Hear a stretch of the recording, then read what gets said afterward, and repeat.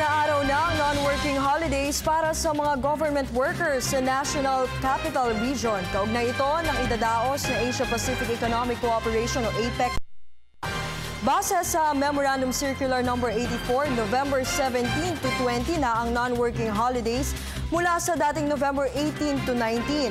Ayon kay Executive Secretary Paquito Ochoa, base na rin ito sa rekomendasyon ng Office of the Director General ng APEC, DOLE at DTI.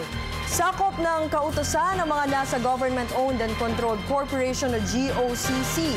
Hindi naman kasama sa memorandum ang mga tanggapan ng pamahalaan na nagbibigay ng serbisyong pangseguridad, pangkalusugan at mga ahensyang tumutugon sa mga hindi inaasahang pangyayari o emergencies. Samantala, diskresyon na ng mga lokal na pamahalaan at pribadong sektor sa NCR kung isususpinde ng mga ito ang pasok sa trabaho base sa kanilang assessment sa mga APEC-related activities mula November 16 hanggang 20. Nananatili naman ang unang ipinalabas ng Malacanang na Proclamation No. 1072 na nagdedeklara ng holiday ang November 18 to 19 sa National Capital Region.